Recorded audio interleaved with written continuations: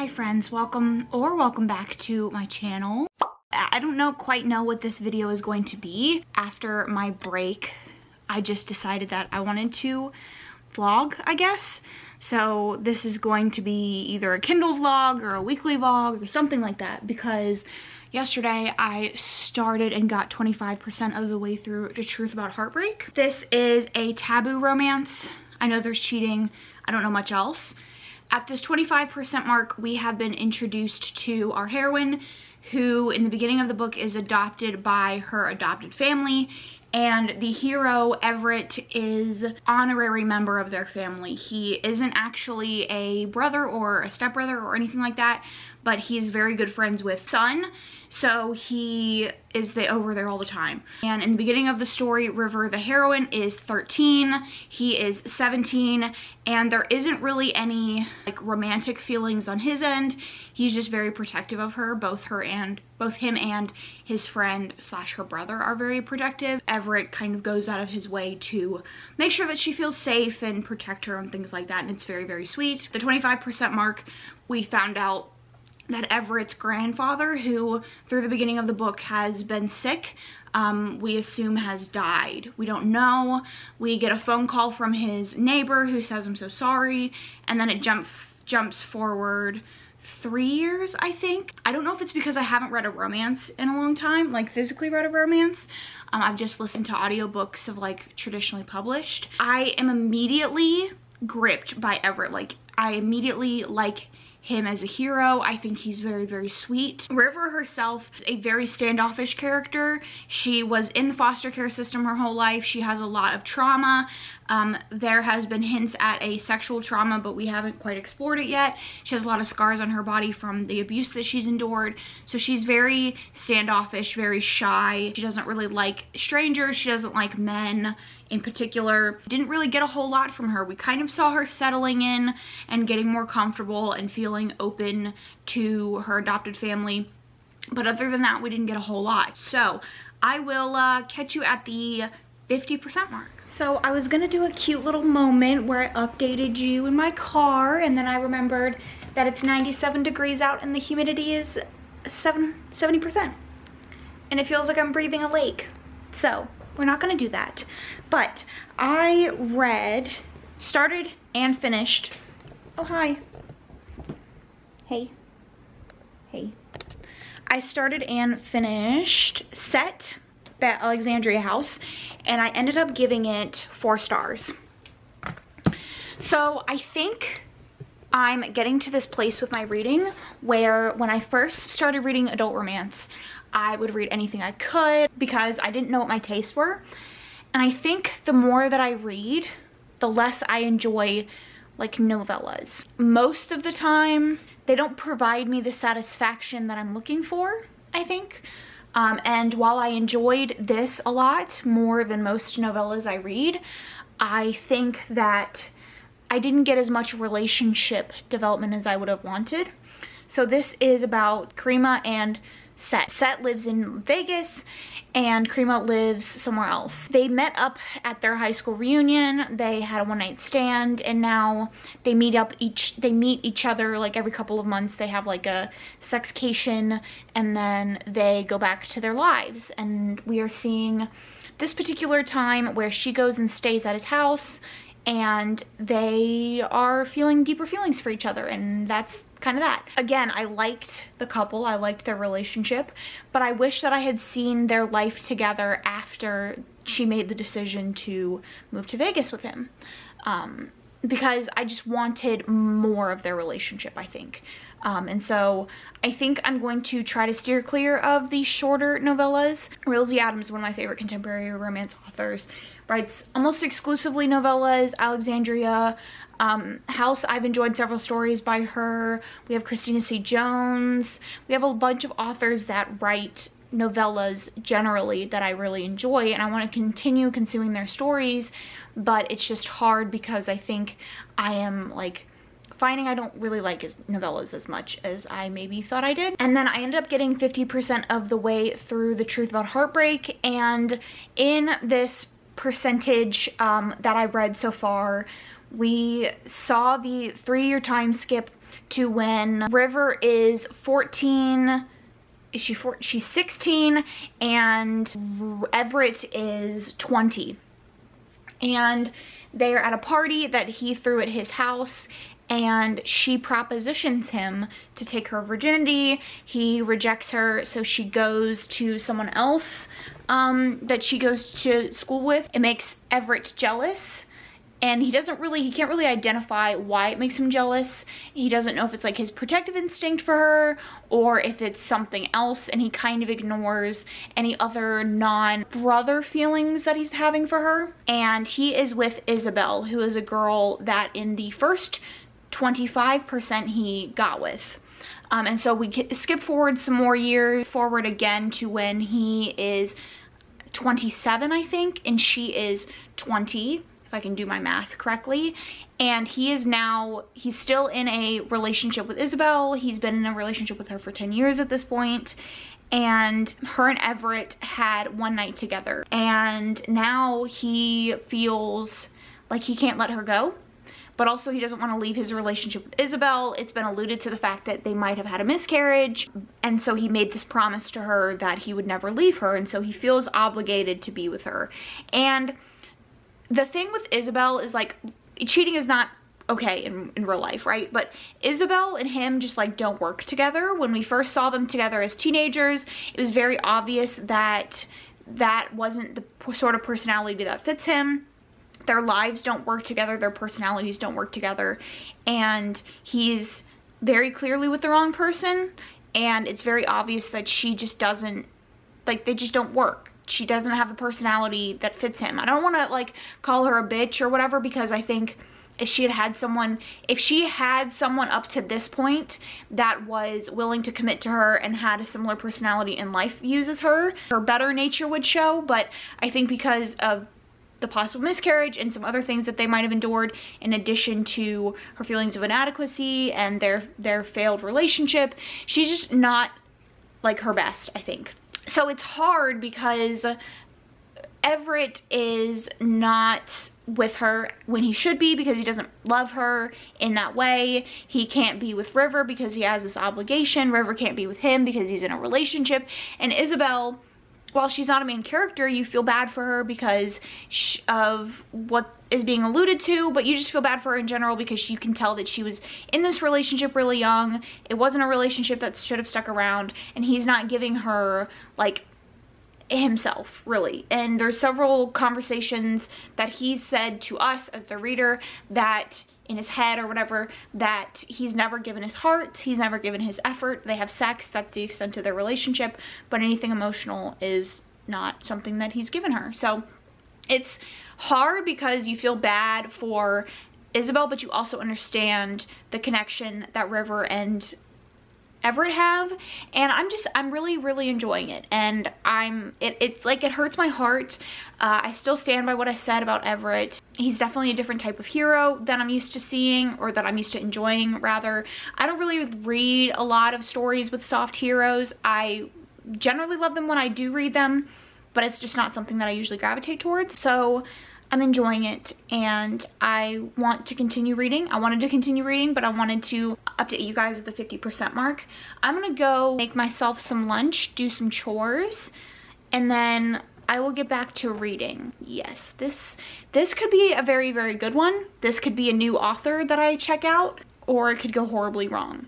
We'll certainly see, but I definitely would pick up more from this author just from her writing that I've seen so far. I don't know if I have any other books by her on my TBR, but based on how this is going thus far, I definitely would check out more. So we will talk later.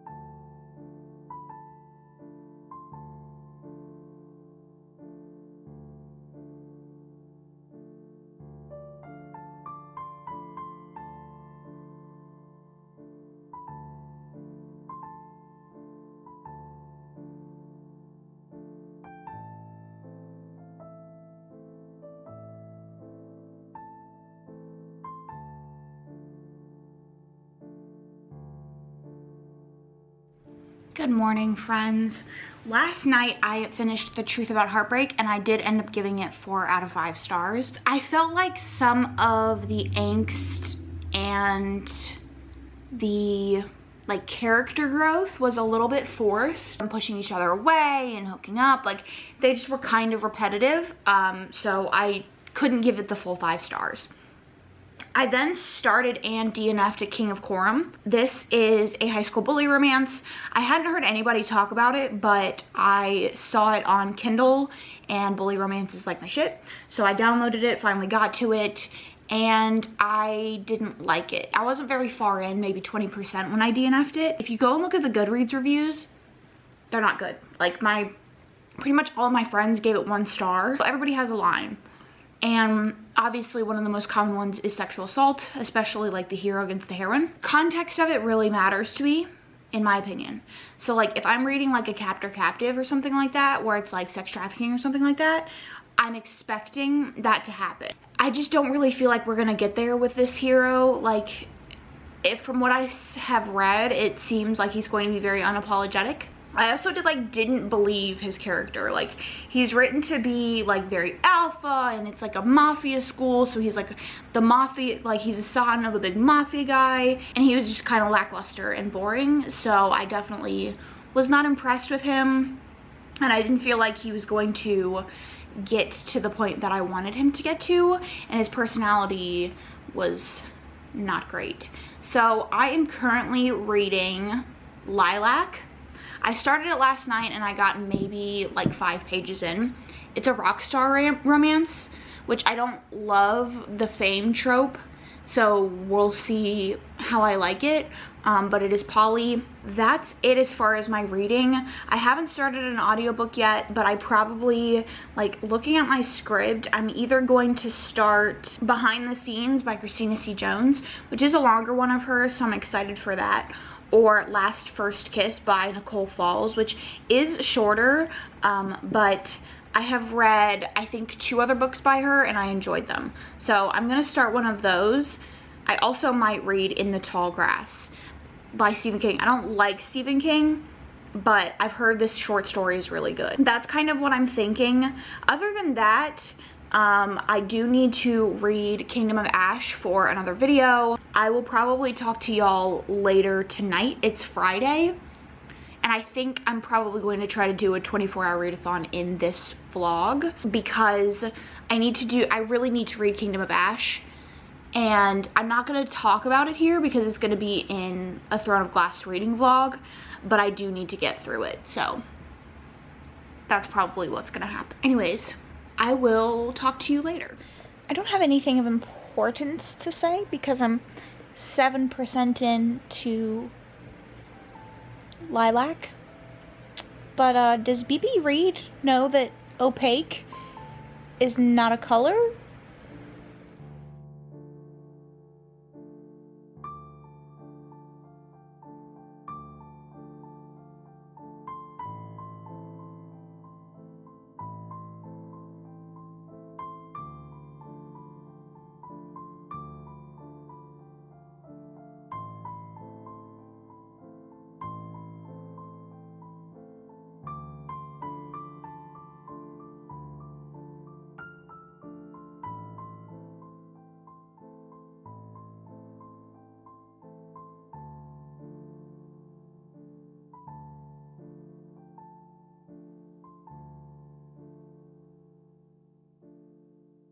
Okay, so I managed to get 18% of the way through Lilac, and the fact that it's 400 pages is not doing it any favors, but it's interesting enough that I want to continue, but I'm not past DNFing it at this point.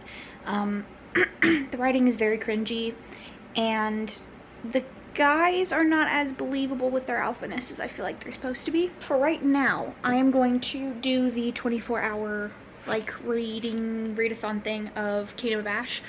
And so what I'm gonna do is I'm going to do the timer method, whatever it's called. Do a stopwatch for full 24 hours, and you stopwatch every time you read so that you're getting a full 24 hours in. So I would stop it for breaks and things like that. And then, like I said, I'm not going to update for how I'm feeling about Kingdom of Ash too much, so because it'll be in my Throne of Glass vlog, but I still need to get this done today. So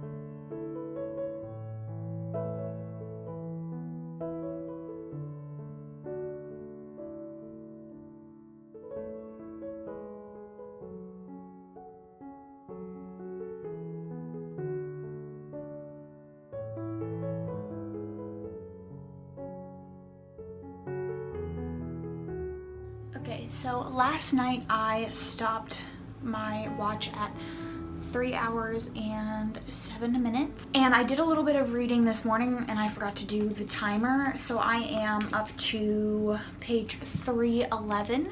Why it has taken me so long to get as far into this as I have, I don't know. I find that with like Sarah J Maas in particular, for some reason, I usually read about 100 pages an hour. The start of her books in particular, it's always a lot harder for me to get into them. And because I've been reading this series for so long, like I literally stop a book and then I finish a book and then pick up the next one, with really no breaks, I have found that I'm getting easily distracted while reading it. But I'm now, you know, 300 pages in and I'm engrossed in the story. So I do want to get to the 400 page mark before I take a break and read Lilac. So we will see how long that takes. Last night it took me 3 hours to read 200 pages because that's where I stopped, which is not great. I was just going through it, I guess. Like I was not paying attention and I was struggling. So I am enjoying it. I'm engrossed. I'm liking where this is going. We'll see how it continues. I still have quite a bit. The halfway mark is here and I am there. So I still have quite a bit to go, but I would like to finish this within the 24 hours. I just don't know how that's actually gonna go or like how long that's gonna take me, because I'm not gonna record my time with Lilac once I move on. So that's the update.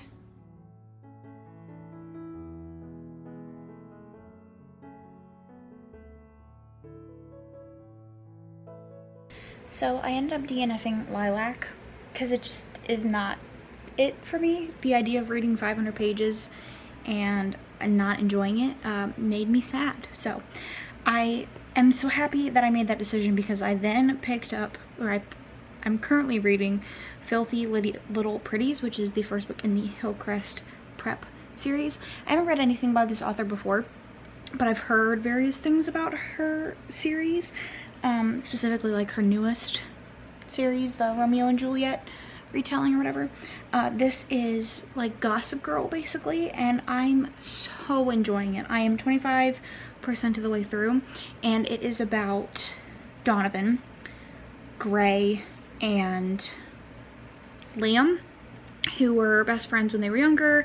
Donovan moved when she was 12. They're now like 18 last year of high school, and she moves back there to private school, very much like rich kids, Upper East Side, that whole thing. But I'm just enjoying it so much. The Trilliana Pucci's writing is so delightful, so humorous, and just so, I don't know, just so lighthearted and fun. I've heard that like her writing does get emotional, but so far I'm very much enjoying the dynamic. It's like a love triangle, but it's pretty obvious who she's gonna end up with because there's only been her and Gray's point of view. Gray is definitely the more serious of the two guys. Liam is kind of the flirt, you know, the funny guy. Gray is like the broody person, and so far it's just been fun, flirty, bantery, but I'm sure we're going to get deeper into like the toxicity of their lives and things like that. Donovan's parents are separated, neither of them are very good parents, and Gray has a stepsister, and his stepmother is kind of absent. His dad is absent, and his mom died like 3 years prior or something like that. So we haven't learned much about Liam, but I'm just very much enjoying it. Very fun, very like easy to get through, and I can already tell that I'm gonna be sad when it ends, and it might be that I pick the next book up very quickly because I'm dreading the fact that it's gonna be over. Like, it's only 330 pages and I'm very sad about that. So I am so delighted with the decision to pick this up.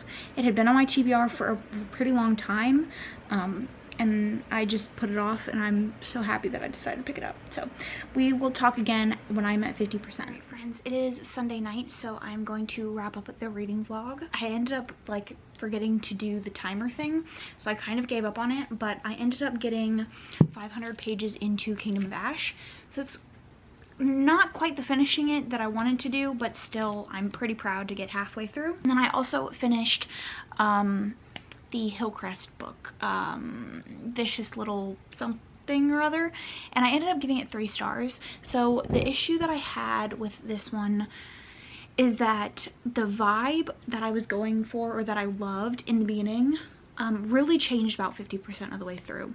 So I think I said in my earlier clip that it's fairly obvious who she's going to end up with. The mood just completely changes. It goes from like this dramatic, fun, little Gossip Girl-esque thing to very dramatic, very much aggressive, fighting all the time, and just like the wrong kind of angst. I enjoyed it, and I, again, enjoyed the writing, but I don't think that it went the way that I wanted it to go. And I think there was like a little bit, it was a little bit too long. It dragged on a little bit too long. The conflict between the hero and the heroine dragged on too long. The whole reason that the heroine didn't want to like commit to the hero was, while I understood part of it, the majority of it just kind of irritated me. Like, if they'd had a conversation, I feel like it would have just resolved itself. And then once they're together, there's like another conflict at the like 80% mark that goes on for the remainder of the book that I just didn't really enjoy. I'm sad to report that I didn't enjoy it as much as I thought. Like, it really started out as a book that I thought I was gonna give 5 stars, and it just ended up at a 3, and I just, by the 50% mark, I was like, this is probably gonna be like a 4, and then it just kind of went further downhill. I'm definitely interested in continuing the series and reading more from the author, because I think her writing is something that I'm not, like, I haven't really experienced before. It's very fun, very intense, and she writes good banter and like friendship relationships, and she like really sucks you into her world, and her steamy scenes are made me blush, which is not something that happens to me often. So I definitely want to continue this series, but this one just didn't go how I wanted it to go 100%. The next book I'm very interested in. The heroine is a villain, not a villain, but like a catty girl that we didn't really like in this. She was kind of against the heroine of the first book, but we understood that there were like layers there, very much like a Blair character, and I love Blair, so I'm excited to continue. So those are all of the things that I read for the week. Let me know down in the comments what you read this week, or your thoughts on anything that I read. I would love to hear it. If you don't have anything to say, leave a cat down in the comments, and I will catch you guys in my next one. Thanks so much for watching.